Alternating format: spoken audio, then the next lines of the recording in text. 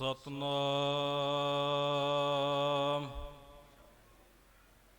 ਧੰਨ ਵਾਹਿਗੁਰੂ ਸਾਹਿਬ ਜੀ।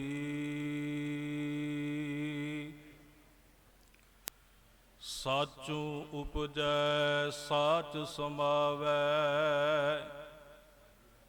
ਸਾਚੇ ਸੂਚੀ ਏਕ ਮਾਇਆ। ਝੂਠੇ ਆਵਹਿ ਠਹਿਰ ਨ ਪਾਵਹਿ,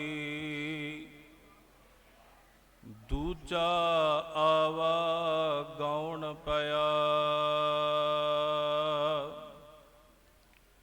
ਹਰ ਕੇ ਸੇਵਕ ਜੋ ਹਰ ਭਾਏ, ਤਿਨ ਕੀ ਕਥਾ ਨਿਰਾਰੀ ਰੇ।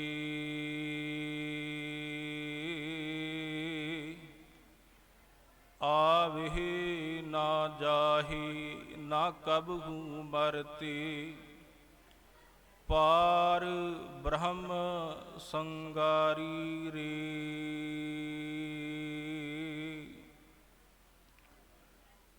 ਧੰਨ ਧੰਨ ਸਾਹਿਬ ਸ੍ਰੀ ਗੁਰੂ ਨਾਨਕ ਦੇਵ ਜੀ ਮਹਾਰਾਜ,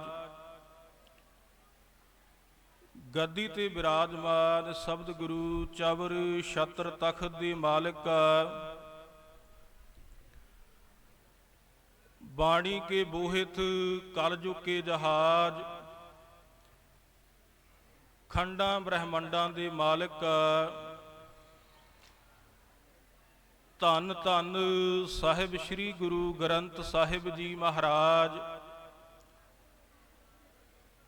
ਤਿਨਾਂ ਸਤਿਗੁਰਾਂ ਦੀ ਹਜ਼ੂਰੀ ਦੇ ਅੰਦਰ ਜੁੜ ਬੈਠੀ ਗੁਰੂ ਰੂਪ ਗੁਰੂ ਖਾਲਸਾ ਸਾਧ ਸੰਗਤ ਜੀ। ਸਤਿਗੁਰਾਂ ਨੇ ਅਪਾਰ ਕਿਰਪਾ ਕੀਤੀ ਹੈ। ਆਪ ਮਾਈ ਭਾਈ ਸਤਿਗੁਰਾਂ ਦੇ ਚਰਨਾਂ ਵਿੱਚ ਜੁੜ ਬੈਠੇ ਹੋ।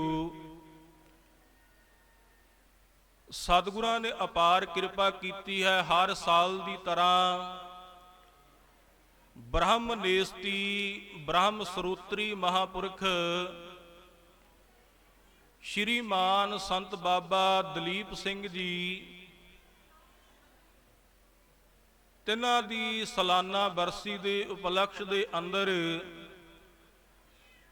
ਆਪਾਂ ਸਾਰੇ ਸਤਿਗੁਰਾਂ ਦੇ ਚਰਨਾਂ ਵਿੱਚ ਜੁੜ ਬੈਠੇ ਹਾਂ। ਸਤਿਗੁਰੂ ਜੀ ਬਾਣੀ ਦੇ ਅੰਦਰ ਬੜੇ ਪਿਆਰੇ ਬਚਨ ਕਰਦੇ ਨੇ। ਮਹਾਂਪੁਰਖ ਸੱਚ ਦੇ ਵਿੱਚੋਂ ਪੈਦਾ ਹੁੰਦੇ ਨੇ ਤੇ ਸੱਚ ਦੇ ਵਿੱਚ ਹੀ ਸਮਾ ਜਾਂਦੇ ਨੇ। ਦੂਸਰਾ ਬਚਨ, ਮਹਾਂਪੁਰਖ ਅਤੇ ਪਰਮੇਸ਼ਰ ਦੇ ਵਿੱਚ ਕੋਈ ਭਿੰਨਤਾ ਨਹੀਂ ਹੁੰਦੀ, ਕੋਈ ਵੱਖਰੇ ਨਹੀਂ ਹੁੰਦੇ। ਮਹਾਂਪੁਰਖ ਅਤੇ ਪਰਮੇਸ਼ਰ ਇੱਕ ਹੀ ਹੁੰਦਾ ਹੈ। ਸਤਿਗੁਰੂ ਜੀ ਬਾਣੀ ਵਿੱਚ ਕਿਰਪਾ ਕਰਦੇ ਨੇ, ਸਾਚੋਂ ਉਪਜੈ ਸਾਚ ਸਮਾਵੈ। ਮਹਾਰਾਜ ਕਹਿੰਦੇ ਉਸ ਪਰਮੇਸ਼ਰ ਦੇ ਪਿਆਰੇ ਜਿਹੜੇ ਨੇ ਉਹ ਸੱਚ ਵਿੱਚੋਂ ਪੈਦਾ ਹੁੰਦੇ ਨੇ ਤੇ ਸਾਚ ਸਮਾਵੈ। ਕਹਿੰਦੇ ਇਸ ਜਗਤ ਦੇ ਅੰਦਰ ਆ ਕੇ ਕੁੱਲ ਦੁਨੀਆ ਨੂੰ ਤਾਰਦੇ ਨੇ। ਸੱਚ ਦੇ ਨਾਲ ਉਹ ਜੁੜੇ ਰਹਿੰਦੇ ਨੇ ਤੇ ਜਦੋਂ ਇਹ ਸੰਸਾਰ ਤੋਂ ਪਰਮੇਸ਼ਰ ਦੇ ਘਰ ਦੇ ਵਿੱਚੋਂ ਸੱਦਾ ਆਉਂਦਾ ਹੈ, ਬੁਲਾਵਾ ਆਉਂਦਾ ਹੈ, ਤੇ ਸੱਚ ਦੇ ਵਿੱਚ ਹੀ ਉਹ ਅਭੇਦ ਹੋ ਜਾਂਦੇ ਨੇ। ਸਤਿਗੁਰੂ ਜੀ ਬਾਣੀ ਵਿੱਚ ਕਿਰਪਾ ਕਰਦੇ ਨੇ। ਹਰ ਕਾ ਸੰਤ ਹਰ ਕੀ ਹਰ ਮੂਰਤ, ਜਿਤ ਹਿਰਦੇ ਹਰ ਨਾਮ ਮੁਰਾਰ। ਮਹਾਰਾਜ ਕਹਿੰਦੇ ਹਰ ਕੇ ਸੇਵਕ ਜੋ ਹਰ ਭਾਏ, ਤਿਨ ਕੀ ਕਥਾ ਨਿਰਾਰੀ ਰੇ। ਆਵਹਿ ਨਾ ਜਾਹੇ ਨਾ ਕਬਹੂ ਮਰਤੇ, ਪਾਰ ਬ੍ਰਹਮ ਸੰਗਾਰੀ ਰੇ। ਸਤਿਗੁਰੂ ਜੀ ਖੋਰ ਕਿਰਪਾ ਕਰਦੇ ਨੇ। ਹਰ ਕਾ ਸੇਵਕ ਜੋ ਹਰ ਜੇਹਾ, ਭੇਦ ਨਾ ਜਾਣਹੁ ਮਾਨਸ ਦੇਹਾ। ਮਹਾਰਾਜ ਕਹਿੰਦੇ ਹਰੀ ਦਾ ਸੇਵਕ ਹਰੀ ਵਰਗਾ ਹੀ ਹੁੰਦਾ ਹੈ। ਉਹਦੇ ਵਿੱਚ ਤੇ ਹਰੀ ਦੇ ਵਿੱਚ ਕੋਈ ਭੇਦ ਭਾਵ ਨਹੀਂ। ਗੁਰਮੁਖੋ ਇੱਕ ਵਾਰ ਸ਼੍ਰੀਮਾਨ ਸੰਤ ਬਾਬਾ ਜਵਾਲਾ ਸਿੰਘ ਜੀ ਦੇ ਕੋਲ ਇੱਕ ਦੁਨਿਆਵੀ ਪੁਰਖ ਆ ਗਿਆ। ਉਹਨੇ ਆ ਕੇ ਮਹਾਂਪੁਰਸ਼ਾਂ ਦੇ ਚਰਨਾਂ ਵਿੱਚ ਨਮਸਕਾਰ ਕੀਤੀ। ਨਮਸਕਾਰ ਕਰਕੇ ਤੇ ਕੋਲ ਬੈਠ ਗਿਆ। ਕਹਿੰਦਾ ਮਹਾਂਪੁਰਸ਼ੋ, ਮੇਰੇ ਹਿਰਦੇ ਦੇ ਵਿੱਚ ਇੱਕ ਸ਼ੰਕਾ ਹੈ। ਮਹਾਂਪੁਰਖਾਂ ਨੇ ਬਚਨ ਕੀਤਾ, ਕਹਿੰਦੇ ਅਸੀਂ ਦੁਨੀਆ ਦੇ ਸ਼ੰਕੇ ਨਿਵਰਤ ਕਰਨ ਵਾਸਤੇ ਤੇ ਇੱਥੇ ਬੈਠੇ ਹਾਂ। ਸਾਨੂੰ ਉਸ ਪਰਮੇਸ਼ਰ ਨੇ, ਅਕਾਲ ਪੁਰਖ ਵਾਹਿਗੁਰੂ ਨੇ ਦੁਨੀਆ ਦੇ ਸ਼ੰਕੇ ਦੂਰ ਕਰਨ ਵਾਸਤੇ ਤੇ ਭੇਜਣਾ ਕੀਤਾ ਹੈ। ਤੁਸੀਂ ਦੱਸੋ ਤੁਹਾਡੇ ਅੰਦਰ ਕਿਹੜਾ ਸ਼ੰਕਾ ਹੈ? ਉਹ ਕਹਿੰਦਾ ਦੁਨੀਆ ਦੇ ਲੋਕ ਕਹਿੰਦੇ ਨੇ, ਗੁਰਬਾਣੀ ਵੀ ਇਹ ਗੱਲ ਕਹਿੰਦੀ ਏ ਕਿ ਜਿਹੜੇ ਸਤਪੁਰਸ਼ ਹੁੰਦੇ ਨੇ, ਮਹਾਂਪੁਰਖ ਹੁੰਦੇ ਨੇ, ਉਹ ਦੁਨਿਆਵੀ ਪੁਰਸ਼ਾਂ ਦੇ ਨਾਲੋਂ ਵੱਖਰੇ ਹੁੰਦੇ ਨੇ। ਆਪਾਂ ਮਹਾਂਪੁਰਸ਼ਾਂ ਦੇ ਪਰਥਾਏ ਸ਼ਬਦ ਵਰਤਦੇ ਆ, ਮਹਾਂਪੁਰਖ। ਗੁਰਮੁਖੋ ਪੁਰਸ਼ ਤੇ ਅਸੀਂ ਸਾਰੇ ਹਾਂ, ਸਾਰੇ ਇੱਥੇ ਆਏ ਆ, ਪਰ ਮਹਾਂਪੁਰਖ ਉਹ ਹੁੰਦਾ ਹੈ ਜਦੋਂ ਅਸੀਂ ਵਿਧਾਨ ਦੇ ਆਖਰੀ ਅਰਥ ਪੜ੍ਹੀਏ ਤੇ ਮਹਾਂਪੁਰਸ਼ ਨੇ ਨੇਕ ਪੁਰਸ਼, ਜਿਹੜੇ ਇਸ ਜਗਤ ਦੇ ਵਿੱਚ ਆ ਕੇ ਮਹਾਨ ਕੰਮ ਕਰਦੇ ਨੇ। ਜਗਤ ਦੇ ਵਿੱਚ ਰਹਿੰਦਿਆਂ, ਸੰਸਾਰ ਦੇ ਵਿੱਚ ਰਹਿੰਦਿਆਂ, ਜਿਵੇਂ ਕਮਲ ਇੱਕ ਚਿੱਕੜ ਦੇ ਵਿੱਚ ਰਹਿ ਕੇ ਉੱਪਰ ਉੱਠ ਕੇ ਲੋਕਾਂ ਨੂੰ ਸੁਗੰਧੀ ਦਿੰਦਾ ਹੈ, ਇਸੇ ਤਰ੍ਹਾਂ ਮਹਾਂਪੁਰਖ ਸੰਸਾਰ ਦੇ ਵਿੱਚ ਰਹਿ ਕੇ ਸੰਸਾਰ ਤੋਂ ਉੱਪਰ ਉੱਠ ਕੇ ਲੋਕਾਂ ਨੂੰ ਸੁਗੰਧੀ ਦੇ ਕੇ ਇਸ ਭਵਜਲ ਤੋਂ ਪਾਰ ਕਰਦੇ ਨੇ। ਉਹਨੂੰ ਕਹਿੰਦੇ ਨੇ ਮਹਾਂਪੁਰਖ। ਕਹਿੰਦਾ ਬਾਣੀ ਵੀ ਕਹਿੰਦੀ ਏ ਕਿ ਮਹਾਂਪੁਰਸ਼ ਅਤੇ ਦੁਨੀਆ ਦੇ ਲੋਕ ਵੱਖਰੇ ਹੁੰਦੇ ਨੇ। ਮਹਾਂਪੁਰਸ਼ ਪਰਮੇਸ਼ਰ ਦੇ ਭੇਜੇ ਹੁੰਦੇ ਨੇ, ਪਰ ਮੈਨੂੰ ਲੱਗਦਾ ਹੈ ਮਹਾਂਪੁਰਖ ਅਤੇ ਦੁਨੀਆ ਦੇ ਲੋਕ ਇੱਕ ਹੀ ਹੁੰਦੇ ਨੇ। ਇਹਨਾਂ 'ਚ ਕੋਈ ਭੇਦ ਭਾਵ ਨਹੀਂ, ਭਿੰਨਤਾ ਨਹੀਂ, ਇਹ ਵੱਖਰੇ ਨਹੀਂ। ਮਹਾਂਪੁਰਖਾਂ ਨੇ ਆਖਿਆ, ਕਹਿੰਦੇ ਗੁਰਮੁਖ ਪਿਆਰਿਆ, ਤੇਰਾ ਪ੍ਰਸ਼ਨ ਬਹੁਤ ਵੱਡਾ ਹੈ, ਪਰ ਇੱਕ ਗੱਲ ਸਾਨੂੰ ਦੱਸਣਾ ਕਰ, ਤੂੰ ਗੁਰੂ ਗ੍ਰੰਥ ਸਾਹਿਬ ਸੱਚੇ ਪਾਤਸ਼ਾਹ ਨੂੰ ਮੰਨਦਾ ਹੈ? ਕਹਿੰਦਾ ਮਹਾਰਾਜ ਮੰਨਦਾ ਹੈ। ਸ੍ਰੀਮਾਨ ਸੰਤ ਬਾਬਾ ਜਵਾਲਾ ਸਿੰਘ ਜੀ ਨੇ ਇਹਦੀ ਬਾਹ ਫੜ ਲਈ। ਬਾਹ ਫੜ ਕੇ ਸਤਿਗੁਰਾਂ ਦੇ ਹਜ਼ੂਰ ਲੈਣ ਆਂਦਾ। ਸਤਿਗੁਰੂ ਗੁਰੂ ਗ੍ਰੰਥ ਸਾਹਿਬ ਸੱਚੇ ਪਾਤਸ਼ਾਹ ਮਹਾਰਾਜ ਸਾਹਿਬ ਦੇ ਹਜ਼ੂਰ ਲਿਆ ਕੇ ਸੰਤਾਂ ਨੇ ਬਚਨ ਕੀਤਾ, ਕਹਿੰਦੇ ਅਸੀਂ ਜੋ ਜੋ ਮੁਖ ਤੋਂ ਬੋਲਾਂਗੇ ਉਹ ਬਚਨ ਤੂੰ ਆਪਣੇ ਸਾਡੇ ਪਿੱਛੇ ਕਰਨੇ ਨੇ। ਮਹਾਂਪੁਰਸ਼ਾਂ ਨੇ ਅਰਦਾਸ ਬੇਨਤੀ ਕਰਨੀ ਸ਼ੁਰੂ ਕਰ ਦਿੱਤੀ। ਮਹਾਂਪੁਰਸ਼ਾਂ ਨੇ ਆਪਣੇ ਮੁਖ ਤੋਂ ਬਚਨ ਬੋਲਿਆ, ਕਹਿੰਦੇ ਸਤਿਗੁਰੂ ਗੁਰੂ ਗ੍ਰੰਥ ਸਾਹਿਬ ਸੱਚੇ ਪਾਤਸ਼ਾਹ ਜੀ, ਸਾਡਾ ਕੱਖ ਨਾ ਰਹੇ, ਸਾਡਾ ਪਰਿਵਾਰ ਵੀ ਉਜੜ ਜਾਵੇ, ਸਾਡਾ ਘਰ ਬਾਹਰ ਸਭ ਕੁਝ ਬਰਬਾਦ ਹੋ ਜਾਵੇ। ਗੁਰਮੁਖੋ ਪਿੱਛੋਂ ਆਵਾਜ਼ ਨਾ ਆਈ। ਮਹਾਂਪੁਰਸ਼ਾਂ ਨੇ ਦੂਸਰੀ ਵਾਰ ਇਹ ਫੇਰ ਬਚਨ ਬੋਲੇ। ਜਦੋਂ ਪਿੱਛੋਂ ਆਵਾਜ਼ ਨਾ ਆਈ ਤੇ ਮਹਾਂਪੁਰਸ਼ਾਂ ਨੇ ਬੇਨਤੀ ਨੂੰ ਸਮਾਪਤ ਕਰਕੇ ਆਖਿਆ ਬਚਨ ਕੀਤਾ, ਕਹਿੰਦੇ ਗੁਰਮੁਖਾ ਤਿੰਨ ਸ਼ਬਦ ਤੂੰ ਬੋਲੇ ਕਿਉਂ ਨਹੀਂ? ਕਿ ਅਸੀਂ ਬਰਬਾਦ ਹੋ ਜਾਈਏ, ਸਾਡਾ ਘਰ ਘਾਟ ਬਰਬਾਦ ਹੋ ਜਾਵੇ, ਸਾਡਾ ਪਰਿਵਾਰ ਵੀ ਬਰਬਾਦ ਹੋ ਜਾਵੇ। ਕਹਿੰਦਾ ਮਹਾਂਪੁਰਸ਼ੋ, ਕੌਣ ਬੰਦਾ ਚਾਹੁੰਦਾ ਹੈ ਕਿ ਮੈਂ ਬਰਬਾਦ ਹੋ ਜਾਵਾਂ, ਮੇਰਾ ਘਰ ਬਰਬਾਦ ਹੋ ਜਾਵੇ, ਮੇਰਾ ਪਰਿਵਾਰ ਬਰਬਾਦ ਹੋ ਜਾਵੇ? ਮਹਾਂਪੁਰਸ਼ਾਂ ਨੇ ਬਚਨ ਕੀਤਾ, ਕਹਿੰਦੇ ਇੱਕ ਹੀ ਬਸ ਮਹਾਂਪੁਰਸ਼ਾਂ ਤੇ ਦੁਨਿਆਵੀ ਲੋਕਾਂ ਦੇ ਵਿੱਚ ਅੰਤਰ ਹੈ। ਮਹਾਂਪੁਰਖ ਦੁਨੀਆ ਦੇ ਲੋਕਾਂ ਨੂੰ ਜੋੜਨ ਦੇ ਲਈ ਆਪ ਗਵਾਈਐ, ਤਾਂ ਸਹੁ ਪਾਈਐ, ਅਵਰ ਕੈਸੀ ਚਤੁਰਾਈ, ਸਾਹੋ ਨਦਰ ਕਰ ਦੇਖੈ ਸੋ ਦਿਨ ਲੇਖੈ, ਕਾਮਣ ਨੌ ਨਿਧ ਪਾਈ। ਕਹਿੰਦੇ ਮਹਾਂਪੁਰਸ਼ ਆਪਣਾ ਗਵਾ ਕੇ, ਆਪਾ ਗਵਾ ਕੇ ਦੁਨੀਆ ਦਾ ਭਲਾ ਕਰਦੇ ਨੇ, ਤੇ ਦੁਨਿਆਵੀ ਲੋਕ ਆਪਣਾ ਭਲਾ ਕਰਨ ਵਾਸਤੇ ਦੂਸਰਿਆਂ ਦਾ ਬੁਰਾ ਕਰਦੇ ਨੇ। ਜਦੋਂ ਅਸੀਂ ਗੁਰਬਾਣੀ ਨੂੰ ਪੜ੍ਹਦੇ ਹਾਂ, ਸਤਿਗੁਰੂ ਜੀ ਬਾਣੀ ਵਿੱਚ ਕਿਰਪਾ ਕਰਦੇ ਨੇ, ਜਿਤ ਜਿਤ ਲਾਭ ਹੋ ਤਿਤ ਤਿਤ ਲੱਗਣਾ, ਆਪਣਾ ਭਲਾ ਸਭ ਕਾਹੂ ਮੰਗਣਾ। ਮਰ ਕਹਿੰਦੇ ਗੁਰਮਖਾ, ਗੁਰੂ ਕੇ ਪਿਆਰਿਆ, ਜੇ ਤੂੰ ਆਪਣਾ ਭਲਾ ਚਾਹੁੰਦਾ ਏ, ਫਿਰ ਪਹਿਲਾਂ ਦੁਨੀਆ ਦਾ ਭਲਾ ਮੰਗਣਾ ਸ਼ੁਰੂ ਕਰ ਦੇਣਾ ਕਰ, ਫਿਰ ਤੇਰਾ ਭਲਾ ਹੋਵੇਗਾ। ਕਿਉਂਕਿ ਮਹਾਂਪੁਰਸ਼ ਇਸ ਜਗਤ ਦੇ ਅੰਦਰ ਦੁਨੀਆ ਨੂੰ ਤਾਰਨ ਵਾਸਤੇ ਆਉਂਦੇ ਨੇ, ਪਰਮੇਸ਼ਰ ਦੇ ਘੱਲੇ ਹੁੰਦੇ ਨੇ। ਤੇ ਸਤਿਗੁਰੂ ਜੀ ਗੁਰਬਾਣੀ ਦੇ ਵਿੱਚ ਕਿਰਪਾ ਕਰਦੇ ਨੇ, ਭਾਵੇਂ ਕੋਈ ਮਹਾਂਪੁਰਸ਼ਾਂ ਦੀ ਨਿੰਦਿਆ ਵੀ ਕਰਦਾ ਰਵੇ, ਭਾਵੇਂ ਕੋਈ ਅਪਸ਼ਬਦ ਬੋਲੇ, ਉਹ ਫਿਰ ਵੀ ਟਸ ਤੋਂ ਮਸ ਨਹੀਂ ਹੁੰਦੇ, ਫਿਰ ਵੀ ਪਰਮੇਸ਼ਰ ਦੇ ਰੰਗ ਵਿੱਚ ਰੰਗੇ ਰਹਿੰਦੇ ਨੇ। ਮਹਾਤਮਾ ਬੁੱਧ ਜੀ, ਗੁਰਮੁਖੋ ਉਹਨਾਂ ਦੇ ਜੀਵਨ ਕਾਲ ਦੇ ਵਿੱਚ ਇੱਕ ਘਟਨਾ ਆਉਂਦੀ ਹੈ। ਮਹਾਤਮਾ ਬੁੱਧ ਜੀ ਇੱਕ ਨਗਰ ਦੇ ਵਿੱਚ ਚਲੇ ਗਏ। ਉਸ ਨਗਰ ਦੇ ਲੋਕਾਂ ਨੇ ਮਹਾਤਮਾ ਬੁੱਧ ਜੀ ਦੀ ਬੜੀ ਆਓ ਭਗਤ ਕੀਤੀ, ਬੜਾ ਪਿਆਰ ਕੀਤਾ, ਬੜਾ ਸਤਿਕਾਰ ਦਿੱਤਾ। 36 ਪ੍ਰਕਾਰ ਦੇ ਭੋਜਨ ਉਸ ਪਿੰਡ ਵਾਲਿਆਂ ਨੇ ਤਿਆਰ ਕੀਤੇ। 36 ਪ੍ਰਕਾਰ ਦੇ ਭੋਜਨ ਤਿਆਰ ਕਰਕੇ ਮਹਾਤਮਾ ਬੁੱਧ ਜੀ ਨੂੰ ਆਖਿਆ ਛਕ ਲੈਣਾ ਕਰੋ। ਮਹਾਤਮਾ ਬੁੱਧ ਜੀ ਨੇ ਕੁਝ ਵੀ ਛਕਿਆ ਨਾ ਤੇ ਅੱਗੇ ਚਲੇ ਗਏ। ਜਦੋਂ ਅੱਗੇ ਗਏ, ਦੂਸਰੇ ਨਗਰ ਦੇ ਵਿੱਚ ਗਏ ਤੇ ਉਥੋਂ ਦੇ ਲੋਕ ਨਿੰਦਕ ਸਨ, ਕੁਟਲ ਨੀਤੀ ਵਾਲੇ ਸਨ। ਉਹਨਾਂ ਨੇ ਮਹਾਤਮਾ ਬੁੱਧ ਜੀ ਇੱਕ ਦਰਖਤ ਦੀ ਛਾਂ ਦੇਖ ਕੇ ਉਹਦੇ ਹੇਠਾਂ ਬੈਠ ਗਏ। ਜਦੋਂ ਦਰਖਤ ਦੀ ਛਾਂ ਹੇਠ ਬੈਠੇ, ਇਹਨਾਂ ਲੋਕਾਂ ਨੇ ਆ ਕੇ ਮਹਾਤਮਾ ਬੁੱਧ ਜੀ ਦੀ ਨਿੰਦਿਆ ਕਰਨੀ ਸ਼ੁਰੂ ਕਰ ਦਿੱਤੀ। ਅਪ ਸ਼ਬਦ ਬੋਲੇ, ਭੱਦੇ ਸ਼ਬਦ ਬੋਲੇ, ਇਥੋਂ ਤੱਕ ਕਿ ਮਹਾਤਮਾ ਬੁੱਧ ਜੀ ਨੂੰ ਗਾਲਾਂ ਵੀ ਕੱਢਣਾ ਕੀਤੀਆਂ। ਵਾਪਸ ਚਲੇ ਗਏ।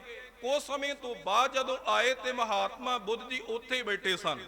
ਜਦੋਂ ਬੈਠਿਆਂ ਦੇਖਿਆ ਤੇ ਮਹਾਤਮਾ ਬੁੱਧ ਜੀ ਨੂੰ ਆਖਿਆ, ਕਹਿੰਦੇ ਤੁਹਾਡੀ ਸਿਹਤ ਤੇ ਕੋਈ ਅਸਰ ਨਹੀਂ, ਤੁਹਾਨੂੰ ਅਪ ਸ਼ਬਦ ਵੀ ਬੋਲੇ, ਨਿੰਦਿਆ ਵੀ ਕੀਤੀ, ਭੱਦੇ ਸ਼ਬਦ ਵੀ ਬੋਲੇ, ਇਥੋਂ ਤੱਕ ਕਿ ਤੁਹਾਨੂੰ ਗਾਲਾਂ ਵੀ ਕੱਢੀਆਂ।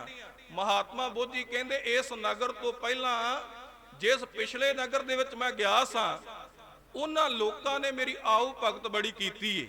36 ਪ੍ਰਕਾਰ ਦੇ ਉਹਨਾਂ ਨੇ ਭੋਜਨ ਬਣਾਏ, ਪਰ ਮੈਂ ਛਕਿਆ ਨਹੀਂ। ਤੁਸੀਂ ਮੈਨੂੰ ਦੱਸਣਾ ਕਰੋ, ਜੇ ਮੈਂ ਭੋਜਨ ਨਹੀਂ ਛਕਿਆ ਤੇ ਉਹਨਾਂ ਨੇ ਭੋਜਨ ਦਾ ਕੀ ਕੀਤਾ ਹੋਵੇਗਾ। ਉਹਨਾਂ ਨੇ ਬਚਨ ਕੀਤਾ, ਕਹਿੰਦੇ ਤੁਸੀਂ ਭੋਜਨ ਨਹੀਂ ਛਕਿਆ ਤੇ ਉਹਨਾਂ ਲੋਕਾਂ ਨੇ ਆਪਸ ਵਿੱਚ ਭੋਜਨ ਵੰਡ ਕੇ ਛਕ ਲਿਆ ਹੋਵੇਗਾ। ਤੇ ਭਗਤ ਭਾਈ ਬੁੱਧ ਜੀ ਨੇ ਆਖਣਾ ਕੀਤਾ, ਮਹਾਤਮਾ ਬੁੱਧ ਜੀ ਕਹਿੰਦੇ ਹੁਣ ਤੁਸੀਂ ਮੈਨੂੰ ਭੱਦੇ ਸ਼ਬਦ ਬੋਲੇ ਨੇ, ਗਾਲਾਂ ਵੀ ਕੱਢੀਆਂ ਨੇ, ਨਿੰਦਿਆ ਵੀ ਕੀਤੀ ਏ, ਇਹਦੇ ਵਿੱਚੋਂ ਮੈਂ ਲਿਆ ਤੇ ਕੋਈ ਵੀ ਨਹੀਂ। ਜੇ ਉਹਨਾਂ ਨੇ ਲੰਗਰ ਵੰਡ ਕੇ ਛਕ ਲੈਣਾ ਕੀਤਾ ਤੇ ਇਹ ਗਾਲਾਂ ਤੇ ਨਿੰਦਿਆ ਵੀ ਤੁਸੀਂ ਵੰਡ ਕੇ ਖਾ ਲੈਣਾ ਕਰੋ। ਕਹਿਣ ਤੋਂ ਪਾਪ ਭਗਤ ਕਬੀਰ ਸਾਹਿਬ ਦਾ ਸ਼ਬਦ, ਨਿੰਦੋ ਨਿੰਦੋ ਮੋਕੋ ਲੋਕ ਨਿੰਦੋ, ਨਿੰਦਾ ਜਨ ਕੋ ਖਰੀ ਪਿਆਰੀ, ਨਿੰਦਾ ਬਾਪ ਨਿੰਦਾ ਮਹਤਾਰੀ। ਉਹ ਸੰਸਾਰ ਦੇ ਵਿੱਚ ਲੋਕਾਂ ਨੂੰ ਤਾਰਨ ਵਾਸਤੇ ਆਉਂਦੇ ਨੇ।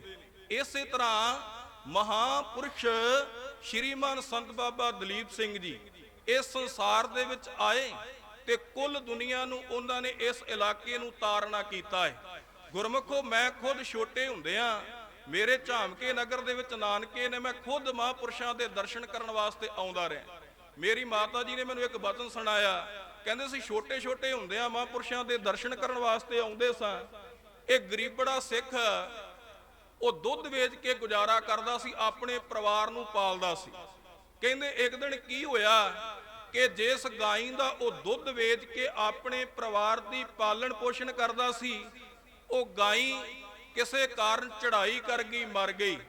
ਉਹ ਰੋਂਦਾ ਰੋਂਦਾ ਮਹਾਂਪੁਰਸ਼ਾਂ ਦੇ ਕੋਲ ਸ਼੍ਰੀਮਾਨ ਸੰਤ ਬਾਬਾ ਦਲੀਪ ਸਿੰਘ ਜੀ ਦੇ ਕੋਲ ਆਇਆ ਤੇ ਆ ਕੇ ਬੇਨਤੀ ਕਰ ਲੱਗਾ ਕਿ ਮਹਾਂਪੁਰਸ਼, ਹੁਣ ਮੈਂ ਆਪਣਾ ਪਰਿਵਾਰ ਕਿਵੇਂ ਪਾਲਾਂਗਾ, ਆਪਣੇ ਬੱਚੇ ਕਿਵੇਂ ਪਾਲਾਂਗਾ। ਜਿਸ ਗਾਈ ਦਾ ਦੁੱਧ ਵੇਚ ਕੇ ਮੈਂ ਆਪਣੇ ਪਰਿਵਾਰ ਨੂੰ ਪਾਲਦਾ ਸੀ, ਹੁਣ ਮੈਂ ਬੱਚੇ ਕਿਵੇਂ ਪਾਲਾਂਗਾ। ਮਾਤਾ ਜੀ ਨੇ ਮੈਨੂੰ ਬਸਨ ਦੱਸਿਆ, ਕਹਿੰਦੇ ਮਹਾਂਪੁਰਸ਼ਾਂ ਨੇ ਆਪਣੇ ਘਰ ਤੋਂ ਇੱਕ ਗਾਈ ਖੋਲ ਕੇ ਤੇ ਉਹਦੇ ਹੱਥ ਵਿੱਚ ਫੜਾ ਦਿੱਤੀ। ਕਹਿੰਦੇ ਜਾ ਕੇ ਨਾਲੇ ਦੁੱਧ ਪੀ, ਦੁੱਧ ਵੇਚ ਤੇ ਆਪਣੇ ਪਰਿਵਾਰ ਨੂੰ ਪਾਲਣਾ ਕਰ। ਕਿਉਂਕਿ ਮਹਾਂਪੁਰਸ਼ ਸੰਸਾਰ ਦੇ ਵਿੱਚ ਅਜਿਹੇ ਹੁੰਦੇ ਨੇ, ਉਹ ਆਪ ਗਵਾਈਏ ਤਾਂ ਸੋ ਪਾਈਏ। ਜਦੋਂ ਅਸੀਂ ਵਿਧਾਨ ਦੀ ਪੜ੍ਹਾਈ ਪੜ੍ਹਦੇ ਆ ਨਾ, ਵਿਧਾਨ ਦੇ ਵਿੱਚ ਇੱਕ ਬੜਾ ਵਧੀਆ ਪਿਆਰਾ ਬਚਨ ਆਉਂਦਾ ਹੈ। ਵਿਧਾਨ ਦੇ ਅੰਦਰ ਬਚਨ ਦਾ, ਸੰਤ ਬ੍ਰਹਮੋ ਵਿਦੋ ਸ਼ਾਂਤਾ। ਕਹਿੰਦੇ ਸੰਤ ਬ੍ਰਹਮ ਤੋਂ ਪੈਦਾ ਹੁੰਦੇ ਨੇ ਤੇ ਬ੍ਰਹਮ ਦੇ ਵਿੱਚ ਹੀ ਲੀਨ ਹੋ ਜਾਂਦੇ ਨੇ, ਬ੍ਰਹਮ ਦੇ ਵਿੱਚ ਹੀ ਉਹ ਸ਼ਾਂਤ ਹੋ ਜਾਂਦੇ ਨੇ। ਪਹਿਲਾਂ ਬਚਨ ਪੜਿਆ ਸੀ, ਸਾਚੋਂ ਉਪਜੈ ਸਾਚ ਸਮਾਵਹਿ, ਸਾਚੇ ਸੂਚੀ ਏਕ ਪਿਆ। ਦੂਸਰਾ ਬਚਨ, ਝੂਠੇ ਆਵਹਿ ਠਹਿਰ ਨਾ ਪਾਵੈ। ਕਹਿੰਦੇ ਆਵਾ, ਕਹਿੰਦੇ ਦੂਜੇ ਆਵਾ ਗਾਉਣ ਪਿਆ। ਜਿਹੜੇ ਝੂਠੇ ਲੋਕ ਨਾ ਸਾਡੇ ਵਰਗੇ, ਇਹ ਗੁਰਮੁਖੋ ਸੰਸਾਰ ਦੇ ਵਿੱਚ ਬਾਰ-ਬਾਰ ਜੰਮਦੇ ਰਹਿੰਦੇ ਨੇ ਤੇ ਬਾਰ-ਬਾਰ ਮਰਦੇ ਰਹਿੰਦੇ ਨੇ। ਆ ਪਰਮੇਸ਼ਰ ਨੇ ਦੋ ਅੱਖਾਂ ਦਿੱਤੀਆਂ ਨੇ, ਇਹ ਅੱਖਾਂ ਹਮੇਸ਼ਾ ਦੁਨੀਆ ਦੇ ਅਵਗੁਣ ਦੇਖਦੀਆਂ ਨੇ, ਕਦੇ ਇਹ ਅੱਖਾਂ ਆਪਣੇ ਵਿੱਚ ਅਵਗੁਣ ਨਹੀਂ ਜੇ ਦੇਖਦੀਆਂ। ਇਹ ਅੱਖਾਂ ਦੁਨੀਆ ਦੇ ਅਵਗੁਣ ਦੇਖਦੀਆਂ ਨੇ, ਦੁਨੀਆ ਦੇ ਵਿੱਚ ਕਮਜ਼ੋਰੀਆਂ ਲੱਭਦੀਆਂ ਨੇ। ਇਹ ਅੱਖਾਂ ਕਦੇ ਆਪਣੇ ਅੰਦਰ ਜੋ ਮਨੁੱਖ ਦੇ ਅੰਦਰ ਅਵਗੁਣ ਨੇ ਉਹ ਅਵਗੁਣ ਨਹੀਂ ਜੇ ਦੇਖਦੀਆਂ। ਪਰ ਮਹਾਰਾਜ ਸਾਹਿਬ ਦੀ ਬਾਣੀ ਕਹਿੰਦੀ, ਗੁਰਸਿੱਖਾ ਕਦੇ ਇਹਨਾਂ ਅੱਖਾਂ ਨੂੰ ਬੰਦ ਕਰਕੇ ਆਪਣੇ ਅੰਦਰ ਝਾਤੀ ਮਾਰ ਕਿ ਤੇਰੇ ਅੰਦਰ ਕੀ ਏ, ਤੂੰ ਇਸ ਸੰਸਾਰ ਤੋਂ ਕਦੋਂ ਚਲੇ ਜਾਣਾ। ਆਮ ਮਨੁੱਖ ਦਾ ਜੀਵਨ ਕਿਹੋ ਜਿਹਾ ਹੁੰਦਾ ਹੈ। ਆਮ ਬੰਦਾ ਗੁਰਮੁਖ ਜਦੋਂ ਚੜ੍ਹਾਈ ਕਰ ਜਾਂਦਾ ਹੈ ਨਾ, ਉਹ ਸਰੀਰ ਦੇ ਨਾਲ ਪਹਿਲਾਂ ਰਿਸ਼ਤੇਦਾਰ, ਸਾਕ ਸੰਬੰਧੀ, ਪਰਿਵਾਰ ਵਾਲੇ ਬੜਾ ਪਿਆਰ ਕਰਦੇ ਹੁੰਦੇ ਨੇ, ਪਰ ਜਦੋਂ ਉਹ ਸਰੀਰ ਚੜ੍ਹਾਈ ਕਰ ਜਾਂਦਾ ਹੈ, ਭਵਰ ਉੱਡ ਜਾਂਦਾ ਹੈ, ਮਿੱਟੀ ਰਹਿ ਜਾਂਦੀ ਏ, ਤੇ ਉਹ ਸਰੀਰ ਦੇ ਆਲੇ ਦੁਆਲੇ ਦੋ ਹੀ ਗੱਲਾਂ ਹੁੰਦੀਆਂ ਨੇ, ਇਹਦਾ ਸੰਸਕਾਰ ਕਦੋਂ ਕਰਨਾ ਹੈ, ਇਹਨੂੰ ਇਸ਼ਨਾਨ ਕਦੋਂ ਕਰਾਉਣਾ ਹੈ, ਸ਼ਮਸ਼ਾਨ ਭੂਮੀ ਵਿੱਚ ਕਦੋਂ ਖੜਨਾ ਹੈ। ਜਦੋਂ ਸ਼ਮਸ਼ਾਨ ਭੂਮੀ ਵਿੱਚ ਚਲੇ ਜਾਂਦੇ ਨੇ, ਲੱਕੜਾਂ ਦੇ ਵਿੱਚ ਚੁਣ ਕੇ ਉਸ ਸਰੀਰ ਨੂੰ ਅਗਨ ਭੇਟ ਕਰ ਦਿੱਤਾ ਜਾਂਦਾ ਹੈ ਤੇ ਲੋਕ ਕਹਿੰਦੇ ਨੇ ਪਛਾਹ ਪਛਾਹ ਹੋ ਜਾਓ ਕਿਤੇ ਤੁਹਾਨੂੰ ਅੱਗ ਨਾ ਪੈ ਜਾਵੇ। ਪਹਿਲਾਂ ਉਸ ਸਰੀਰ ਦੇ ਨਾਲ ਪਿਆਰ ਹੁੰਦਾ ਏ, ਮੁਹੱਬਤ ਹੁੰਦੀ ਏ, ਫਿਰ ਉਹ ਸਰੀਰ ਨੂੰ ਅਗਨ ਪੇਟ ਕਰ ਦਿੱਤਾ ਜਾਂਦਾ ਹੈ। ਫਿਰ ਦੋ ਕੀ ਗੱਲਾਂ ਹੁੰਦੀਆਂ ਨੇ, ਇਹਦੇ ਫੁੱਲ ਕਿਸ ਦਿਨ ਚੁਗਣੇ ਨੇ, ਚੌਥਾ ਕਦੋਂ ਕਰਨਾ ਹੈ, ਤੇ ਦੂਜਾ ਇਹਦਾ ਅਖੰਡ ਪਾਠ ਸਾਹਿਬ ਦਾ ਭੋਗ ਕਦੋਂ ਪਾਉਣਾ ਹੈ। ਫਿਰ ਚੌਥੇ ਵਾਲਾ ਦਿਨ ਆਉਂਦਾ, ਫੁੱਲ ਚੁਗੇ ਜਾਂਦੇ ਨੇ। ਫਿਰ ਗੁਰਮੁਖ ਉਹ ਅਖੰਡ ਪਾਠ ਸਾਹਿਬ ਦੀ ਆਰੰਭਤਾ ਹੁੰਦੀ ਏ, ਸਮਾਪਤੀ ਹੁੰਦੀ ਹੈ ਦੁਸ਼ਹਿਰੇ ਤੋਂ ਬਾਅਦ। ਉਹ ਫੋਟੋ ਨੂੰ ਗੁਰਮੁਖੋ ਇੱਕ ਡਰਾਇੰਗ ਰੂਮ ਦੇ ਵਿੱਚ, ਇੱਕ ਕਮਰੇ ਦੇ ਵਿੱਚ ਟੰਗ ਦਿੱਤਾ ਜਾਂਦਾ ਹੈ। ਆਮ ਵਿਅਕਤੀ ਦੀ ਇੰਨੀ ਕੁ ਜ਼ਿੰਦਗੀ ਏ, ਪਰ ਜਿਹੜੇ ਸਤਿਪੁਰਸ਼ ਸੰਸਾਰ ਦੇ ਵਿੱਚ ਆਉਂਦੇ ਨੇ, ਉਹਨਾਂ ਨੂੰ ਜਾਣ ਤੋਂ ਬਾਅਦ ਵੀ ਕੁੱਲ ਦੁਨੀਆ ਯਾਦ ਕਰਦੀ ਏ। ਜਿਵੇਂ ਅੱਜ ਅਸੀਂ ਬਾਬਾ ਦਲੀਪ ਸਿੰਘ ਜੀ ਦੀ ਬਰਚੀ ਦੇ ਵਿੱਚ ਸ਼ਾਮਲ ਹੋਏ ਆ, ਪਤਾ ਨਹੀਂ ਇਸ ਬਲ ਨਗਰ ਦੇ ਵਿੱਚ ਕਿੰਨੇ ਆਏ ਹੋਣਗੇ ਤੇ ਕਿੰਨੇ ਚਲੇ ਗਏ ਨੇ, ਪਰ ਇੱਕ ਬਾਬਾ ਦਲੀਪ ਸਿੰਘ ਜੀ ਜਿਨ੍ਹਾਂ ਨੇ ਪਰਮੇਸ਼ਰ ਦੇ ਨਾਮ ਨੂੰ ਜਪਿਆ, ਹਿਰਦੇ ਵਿੱਚ ਧਾਰਨ ਕੀਤਾ, ਸੱਚੋ ਉਪਜੇ ਸਾਧ ਸਮਾਵੇ, ਸੱਚ ਵਿੱਚੋਂ ਪੈਦਾ ਹੋਏ, ਸੱਚ ਵਿੱਚ ਸਮਾ ਗਏ, ਤੇ ਸਮਾਉਣ ਤੋਂ ਬਾਅਦ ਵੀ ਅੱਜ ਅਸੀਂ ਉਹਨਾਂ ਨੂੰ ਯਾਦ ਕਰਨ ਵਾਸਤੇ ਇੱਥੇ ਬੈਠੇ ਹਾਂ। ਸਤਿਗੁਰਾਂ ਨੇ ਕਿਰਪਾ ਕੀਤੀ ਏ, ਉਹਨਾਂ ਤੋਂ ਵਰਸੋਏ ਹੋਏ ਉਹਨਾਂ ਦੇ ਪੁੱਤਰ ਬਾਬਾ ਇਕਬਾਲ ਸਿੰਘ ਜੀ, ਤਿੰਨਾਂ ਤੇ ਵੀ ਬਹੁਤ ਕਿਰਪਾ ਹੈ, ਬੜੀ ਰਹਿਮਤ ਹੈ। ਉਹ ਵੀ ਜੁੜੇ ਹੋਏ ਨੇ, ਤੇ ਜਿਹੜੇ ਬਾਬਾ ਜੀ ਦੀ ਸੰਗਤ ਕਰਦੇ ਆ ਬੜਾ ਸਮਾਂ ਹੋ ਗਿਆ, ਬਾਬਾ ਜੀ ਦੇ ਵਾਂਗ ਹੀ ਬਾਬਾ ਦਲੀਪ ਸਿੰਘ ਜੀ ਦੇ ਵਾਂਗ ਆਪ ਵੀ ਜੁੜੇ ਨੇ, ਤੇ ਜਿਹੜੇ ਇਸ ਦਰ ਦੇ ਉੱਪਰ ਆਉਂਦੇ ਨੇ ਉਹਨਾਂ ਨੂੰ ਵੀ ਉਹ ਜੋੜ ਦਿੰਦੇ ਨੇ। ਸਤਿਗੁਰੂ ਜੀ ਕਿਰਪਾ ਕਰਨ, ਰਹਿਮਤ ਕਰਨ, ਬਖਸ਼ਿਸ਼ ਕਰਨ। ਵਿਚਾਰਾਂ ਤੇ ਬਹੁਤ ਨੇ, ਪਰ ਗੁਰਮੁਖੋ ਸਮੇਂ ਦੀ ਘਾਟ ਹੋਣ ਦੇ ਕਰਕੇ ਅਸੀਸ ਬਖਸ਼ੋ ਦਾਸ ਦੇ ਪਾਸੋਂ ਵਿਚਾਰਾਂ ਕਰਦਿਆਂ ਬੇਅੰਤ ਭੁੱਲਾਂ ਹੋਈਆਂ ਨੇ। ਅਣਜਾਣ ਸਮਝ ਕੇ ਮਾਫ ਕਰਿਓ। ਅੱਗੇ ਤੋਂ ਸੁਧ ਤੇ ਸਪਸ਼ਟ ਵਿਚਾਰਾਂ ਕਰਨ ਦੀ ਬਲ ਤੇ ਬੁੱਧੀ ਦੀ ਦਾਤ ਬਖਸ਼ਿਓ। ਦਿਓ ਅਸੀਸ, ਗੁਰੂ ਬਖਸ਼ੀ ਕੋਈ ਫਤਿਹ ਪ੍ਰਵਾਨ ਕਰੋ ਜੀ। ਵਾਹਿਗੁਰੂ ਜੀ ਕਾ ਖਾਲਸਾ, ਵਾਹਿਗੁਰੂ ਜੀ ਕੀ